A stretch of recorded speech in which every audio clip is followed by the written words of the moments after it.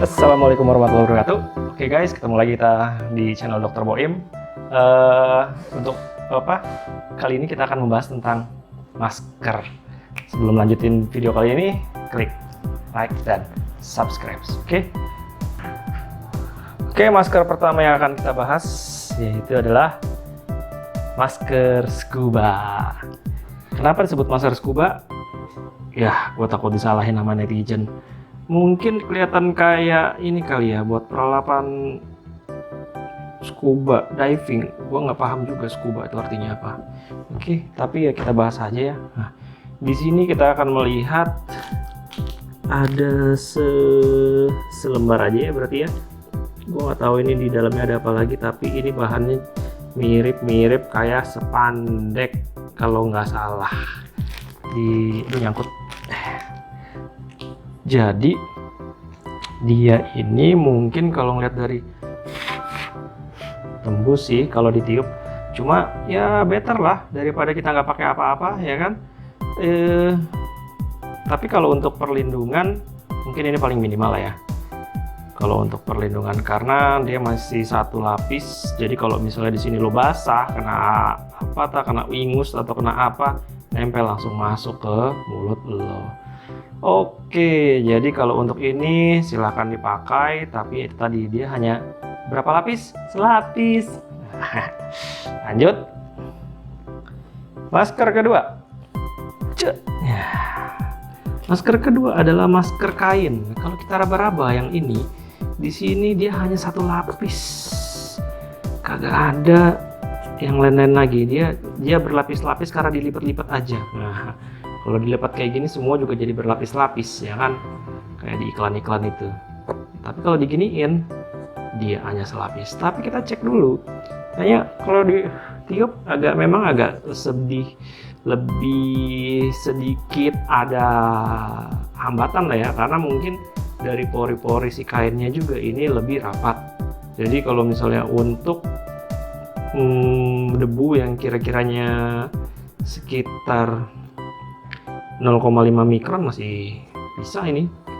Masih bisa, oke, masih bisa buat pertahanan pertama. Karena masker itu saat kita memakai masker dan ada orang yang ingin menularkan kita, ya bisa mengurangi sekitar 30-50% penularan lah. Tapi datanya nggak ada, oke, gua ngasal aja tuh nyebutnya. Yang ketiga ini adalah masker bermerek guys. Waduh, ada mereknya Husna. Ini pasti anaknya Husni. Oke, nah masker merek ini dia itu adalah masker yang ada kantongnya. Nah, yang kalian pada kepo kemarin ada masker yang dalamnya dikasih nama tisu. Ini adalah tisu kering guys, bukan tisu magic ataupun tisu basah lainnya. Oke, nah ini kita ukur di sini. Coba kita masukin. Agak repot sebenarnya. Lipat dulu kali ya. Kenapa sih orang pada suka yang ribet-ribet? Ya, ternyata masih miring. Oke, kita boleh buka lagi. Ini aja kali ya. Nah, biar cepat lah. Masuk, Bron. Ya, masih susah juga. Mungkin karena gue kurang sabar. Ya, seperti ini mungkin. Tapi ya, tetap aja ini bagian luarnya memang sudah 2 lapis, lumayan lah ya. Jadi ini lapisan pertama di luar, lapisan kedua itu tisu. Jadi kalau ada apa-apa pasti nempel ke sini dulu bagian depannya. Lapisan ketiga ini adalah yang di belakang. Nah, untuk masker-masker seperti ini kita harus sering-sering mengganti tisu ya. Karena apa? Karena gampang banget ini menjadi sumber infeksi lainnya. Karena bisa aja nih virus atau bakteri yang nempel masuk ke dalam tisu. Jadi jangan berlama-lama, misalnya 4 jam ganti. Dan ini juga harusnya kita nggak cuma punya satu. Karena apa? Karena bagian luarnya juga sudah terinfeksi. Harus kita cuci dengan desinfektan. Desinfektan ya deterjen dan segala macam juga itu juga sudah bisa membunuh kuman dan bisa membunuh virus. Oke, yang keempat salah adalah masker medis atau masker surgical. Masker surgical ini dia adalah mempunyai kelebihan, dia bisa dipasin oleh hidung kita. Jadi kita bisa dimasukin hidung sini nih. Misalnya ini hidung gue ya, nempel ke sini nih. Ya kagak obah-obah dia. Tapi kalau yang pesek ya gua kagak bisa ngasih jaminan ya, nggak obah. Nah, di sini kita mempunyai lapisan, kalau secara di itunya sih triple ya, kalau di boxnya, tapi boxnya entah kemana karena mungkin ini masker sisa gua. Ini bagian depannya, jangan kebalik ya. Karena apa? Karena tiba-tiba nanti kalian pakai ini bagian depan, nanti karena buru-buru lupa ini pakai bagian dalam, lah percuma lah, ini kan tadi udah kena infeksi, udah kena muncrat-muncratan hidungnya orang ya kan. Jadi harus benar. Oke ya, di sini sih kita tiup juga tidak tembus sih. Oke, jadi jaminannya sebenarnya bukan ke api, karena partikel-partikel ludah dan itu tuh lebih kecil daripada udara yang kita hembuskan.